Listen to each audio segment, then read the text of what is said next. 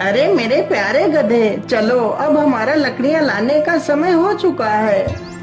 इतना कहकर लकड़हारा अपने गधे को लेकर जंगल की तरफ निकल पड़ता है।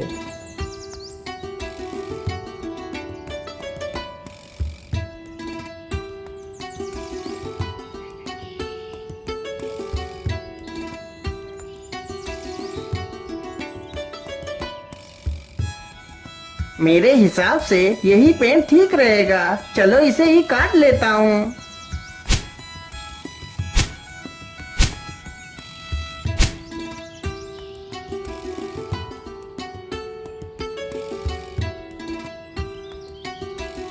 लकड़हारा जल्दी से लकड़ियां काटकर अपने गधे पर लाद लेता है और घर की तरफ निकल पड़ता है।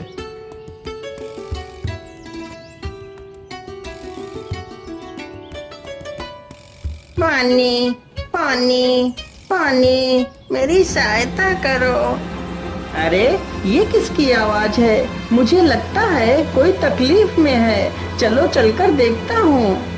लकड़हारा जल्दी से उसी ओर जाने लगता है जिस ओर से वह आवाज आ रही थी। पानी, पानी, पानी, मेरी सहायता करो।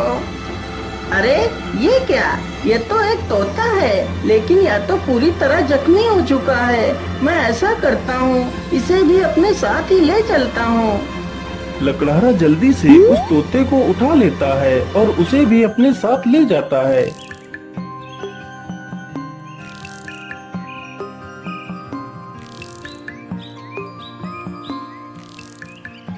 अरे भाग्यवान, तुम जल्दी से हल्दी और चूने का लेप लेकर आओ। मुझे इस तोते के जख्मों पर उस लेप को लगाना है।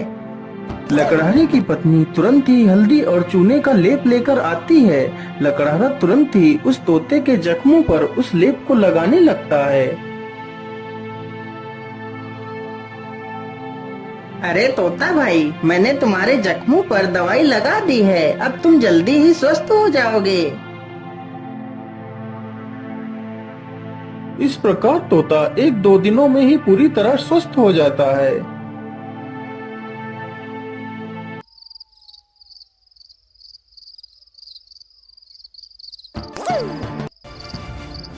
चलो आज तो इसी झोपड़ी में ही चोरी कर लेता हूँ।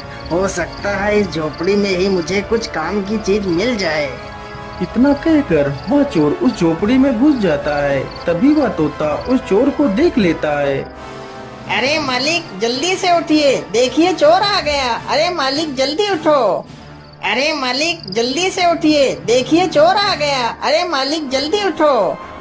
अरे वाह, यह तोता तो बोलता भी है, तो क्यों ना मैं इसी तोते को ही पकड़ ले जाता हूँ। बाजार में तो इसकी कीमत अच्छी मिलेगी, और तो कुछ इस झोपड़ी में दिख भी नहीं रहा है।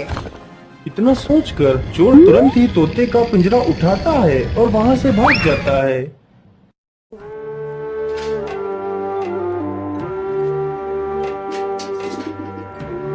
चोर को चलते चलते रात से सुबह हो जाती है।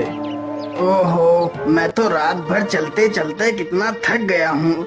चलो ऐसा करता हूँ, थोड़ा इसी पेड़ के नीचे आराम कर लेता हूँ, फिर सोचूंगा इस तोते का क्या करना है। इतना सोचकर चोर उसी पेड़ के नीचे लेटकर सो जाता है। तभी वहां से एक राजा अपने घोड़े पर सवार होकर निकलता है। महाराज मुझे बचा लीजिए, मेरी रक्षा कीजिए महाराज, नहीं तो यह चोर मुझे मार डालेगा। अरे ये कौन है जो मुझे मदद के लिए पुकार रहा है, लेकिन आसपास तो कोई नहीं दिखाई दे रहा है। अरे महाराज उधर नहीं, इधर नीचे देखिए महाराज, मैं इधर हूँ। महाराज मुझे बचा लीजिए, यह चोर मुझे उठाकर ले जा रहा है। अरे वाह, यह तोता तो बोल भी सकता है। चलो मैं इस तोते को खरीद लेता हूँ, यह तोता मेरी पुत्री को बहुत पसंद आएगा। अरे ओ चोर, चल अब उठ जा, और कितना सोएगा तू? महाराज मैंने कोई चोरी नहीं की, मुझे कुछ मत करना महाराज। नहीं नहीं, मैं तुम्हें कुछ नहीं करूँगा। तुम यह तोता मुझे दे दो, मैं तुम्हें इसके बदले 100 सोने की मोहरें दूंगा। राजा की यह बात सुनकर चोर बहुत खुश हो जाता है। लेकिन याद रहे, मैं तुम्हें ये मोहरें तभी दूंगा यदि तुम आज से चोरी करना छोड़ दोगे। यदि ऐसा नहीं किया तो मैं तुम्हें कारागार में डाल दूंगा। नहीं नहीं महाराज, मैं आज के बाद कोई चोरी नहीं करूँगा। राजा तुरंत ही उस चोर को 100 सोने की मोहरें दे देता है और तोते का पिंजरा लेकर वहाँ से चला जाता है।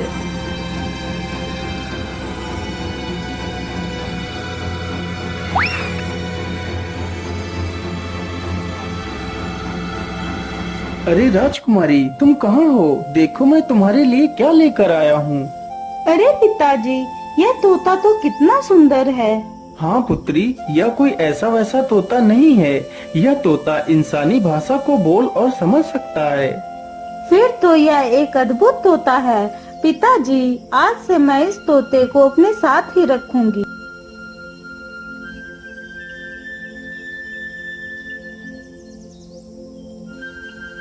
राजकुमारी रोज उस तोते को अच्छे अच्छे पकवान खिलाती, लेकिन तोते को उस लकड़हारे की बहुत ज्यादा याद आती रहती थी।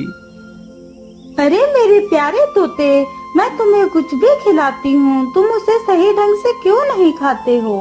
क्या बताऊं राजकुमारी जी, मुझे इस पिंजरे में कैद हुए पूरा 1 महीना हो चुका है। मेरा मन भी आकाश में उड़ने को कर रहा है, लेकिन मैं इस पिंजरे में कैद हूँ। मैं क्या कर सकता हूँ? अच्छा, ऐसी बात है तो फिर चलो मेरे साथ। आज मैं तुम्हें बाहर की सैर करा के लाती हूँ। राजकुमारी तोते को जंगल में ले जाती है और उसे पिंजरे से बाहर निकाल देती है। फिर तोता आसमान में उड़ने लगता है। अरे ये क्या, ये पेड़ इतना चमक क्यों रहा है? क्या यह पेड़ कोई जादुई पेड़ है? अरे राजकुमारी जी, उधर देखिए, यह पेड़ इतना चमक क्यों रहा है? क्या यह कोई जादुई पेड़ है? अरे हाँ, मुझे तो लगता है ये कोई जादुई पेड़ ही है। चलो इसके पास चलते हैं। राजकुमारी तथा वह तोता दोनों उस वृक्ष के पास जाते हैं।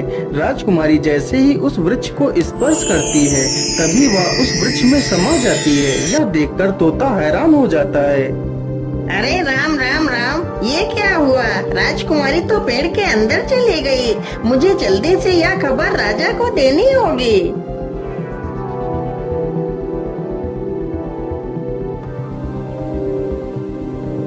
अरे ये मैं कहाँ आ गई? ये कौन सी जगह है? तभी एक बड़ा सा बाज राजकुमारी के सामने आकर खड़ा हो जाता है। अरे यह बाज तो कितना विशाल है। इतना बड़ा बाज तो मैंने आज तक नहीं देखा। तभी वह बाज राजकुमारी को अपने पंजे में दबाकर उड़ जाता है। अरे दुष्ट बाज, मुझे छोड़ दे। तू मुझे कहाँ ले जा रहा है?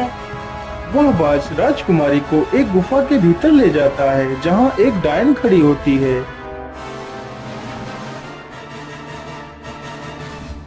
अरे कौन है आप और मुझे इस प्रकार यहाँ क्यों लाया गया है? मुझे छोड़ दो, मुझे वापस जाने दो। चली जाना, चली जाना। इतनी जल्दी किस बात की है? तुम इस समय पाताल लोक में हो। यहाँ से निकलना इतना आसान नहीं है। तुम यहाँ से तभी बाहर जा सकती हो जब मैं चाहूँगी। यदि तुम यहाँ से बाहर जाना चाहती हो तो तुम्हें मेरा एक काम करना होगा। बोलिए, आप क्या काम करवाना चाहती हैं? राजकुमारी जी, तुम्हें मेरे लिए अमृत लाना होगा। लेकिन ये अमृत कहाँ मिलेगा?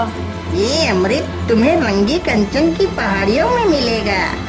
लेकिन ये पहाड़ी कहाँ पर है? फिर वह डायन राजकुमारी को अमृत लाने का रास्ता बताती है। वह डायन अमृत पीकर अमर होना चाहती थी और पूरी दुनिया पर राज करना चाहती थी। उस डायन ने उस विशाल बाज को अपने वश में कर रखा था, जिससे वह सारे काम करवाती थी। डायन की ये सारी बातें सुनकर राजकुमारी वहाँ से अमृत लाने के लिए चल पड़ती है।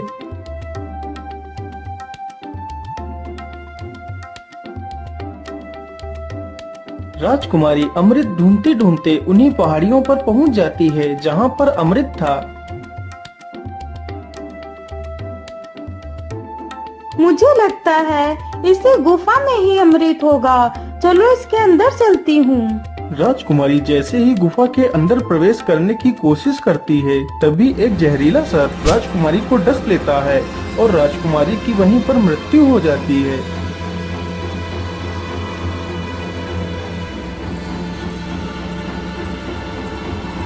महाराज, यह वही पेड़ है जिसमें राजकुमारी समा गई है।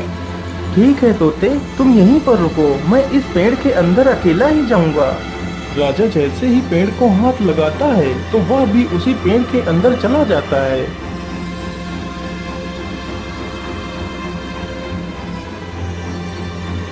तभी वही बाज फिर से आता है और राजा को भी उठाकर उसी डायन के पास ले जाता है।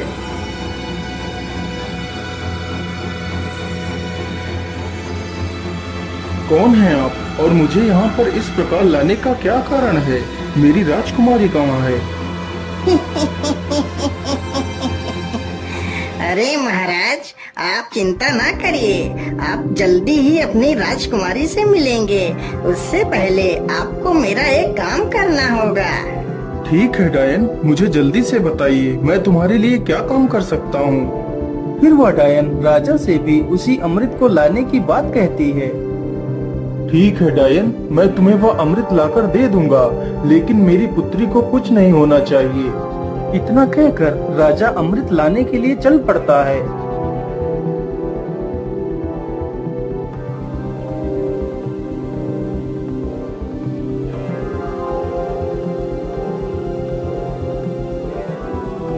राजा चलते चलते उसी गुफा के पास पहुंच जाता है जहां पर उसकी पुत्री की लाश पड़ी हुई थी।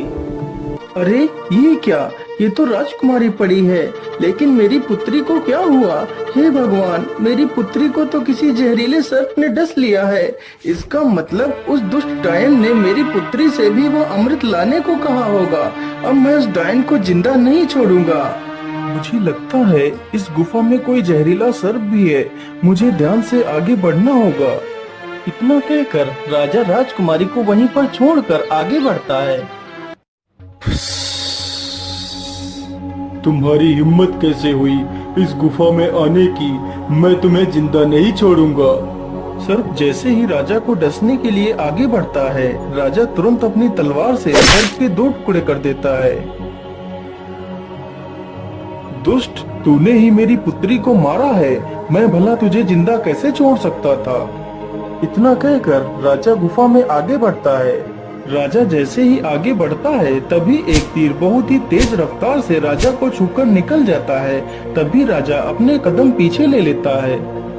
अरे ये क्या, इस गुफा में तो तीर की वर्षा होने लगी, अब क्या करूं? अमृत तक कैसे पहुंचूं? फिर राजा तीर चलने की प्रक्रिया को ध्यान से देखता है। अरे ये क्या, जब एक तीर इस दिशा से उस तरफ जाता है तभी दूसरा तीर उस दिशा से इस तरफ आता है। इसका मतलब यदि मैं एक एक कदम आगे बढ़ाऊं तो मैं अमृत तक पहुंच सकता हूं। इस प्रकार राजा अपने बुद्धि के बल पर उस चुनौती को भी पार कर जाता है।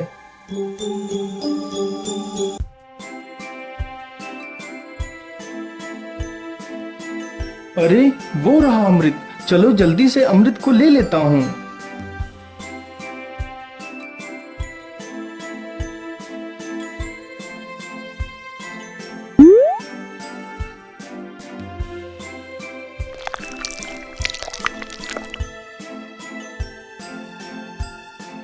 मैं ऐसा करता हूँ, पहले मैं इस अमृत को अपनी पुत्री को पिलाता हूँ। ये सोचकर राजा अपनी पुत्री को अमृत पिलाता है। अमृत पीते ही उसकी पुत्री जीवित हो जाती है। अरे पिताजी, आप यहाँ पर कैसे आ गए? पुत्री, मैं तुम्हें लेने आया हूँ, अब तुम बिल्कुल भी चिंता मत करो, मैं यहाँ पर आ गया हूँ। फिर वह राजा उस अमृत को खुद भी पी लेता है और बाद में बचा हुआ अमृत उस सर्प के मुंह में डाल देता है। अमृत मुंह में पड़ते ही सर्प भी जीवित हो जाता है। फिर वह राजा उस सर्प को अपनी पूरी कहानी सुनाता है। मैंने तुम्हें इसलिए जीवित किया है ताकि तुम फिर से इस अमृत की रक्षा करो। महाराज, मैंने आपको पहचानने में भूल कर दी, मुझे क्षमा कर दीजिए महाराज। अरे नहीं नहीं सर्पदेव, इसमें तुम्हारी कोई गलती नहीं है, या तो तुम्हारा फर्ज था। अच्छा, अब मैं चलता हूँ।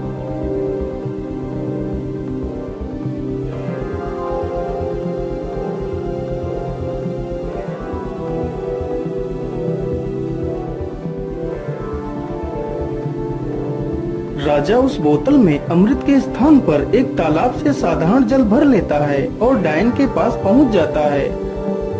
ये लीजिए डायन, मैं तुम्हारे लिए अमृत लेकर आ गया हूँ। अब मुझे बाहर जाने का रास्ता बता दीजिए। अरे वाह राजा, तुम तो कितने बहादुर हो। यह अमृत आज तक कोई नहीं ला सका। जो भी गया वह लौट कर नहीं आया और तुम तो अमृत लेकर आ गए। चलो चलो, जल्दी से मुझे यह अमृत दे दो। राजा तुरंत ही उस डायन को वह पानी से भरी हुई बोतल दे देता है। डायन तुरंत ही उस पानी को अमृत समझकर पी जाती है। हे डायन, मैंने आपके कहे अनुसार आपको अमृत लाकर दे दिया। अब मुझे बाहर जाने का मार्ग बता दीजिए। इतनी भी जल्दी क्या है? अब मैं अमर हो चुकी हूँ। अब तुम दोनों यहाँ से कहीं नहीं जाओगे। आज से तुम दोनों भी मेरे गुलाम हो। अरे डायन, ये तो सरासर धोखा है। मुझे यहाँ से जाने का मार्ग बताओ, नहीं तो मैं तुझे मार डालूंगा। अरे मूर्ख राजा, अब मैं अमर हो चुकी हूँ। अब तू मेरा कुछ भी नहीं बिगाड़ सकता। अच्छा, ऐसी बात है तो फिर ये ले मेरे इस तलवार के वार को झेल। इतना कहकर राजा उस डायन के पेट में तलवार घुसा देता है। ये क्या हो गया? मैं तो अमर हो गई थी। इसका मतलब तूने मेरे साथ धोखा किया है। पानी पीकर खुद को अमर समझने वाली उस डायन की मृत्यु हो जाती है। डायन के मरते ही वह बाज आजाद हो जाता है। महाराज, आपकी जय हो। आप तो बहुत वीर और बुद्धिमान हैं। आपका बहुत बहुत धन्यवाद महाराज, जो आपने मुझे इस डायन की गुलामी से आजाद करा दिया। हे बाज, क्या तुम यहाँ से बाहर निकलने का रास्ता जानते हो? जी महाराज, आप दोनों हमारी पीठ पर बैठ जाइए, मैं अभी आपको बाहर ले चलता हूँ। दोनों ही बाज की पीठ पर बैठ लेते हैं और बाज उन दोनों को लेकर एक दरवाजे के पास जाता है। महाराज, इसी दरवाजे के बाहर आपकी दुनिया है, यहीं से आप बाहर जा सकते हो महाराज। राजा तथा राजकुमारी दोनों बाज का धन्यवाद करते हैं और उस दरवाजे से बाहर चले जाते हैं।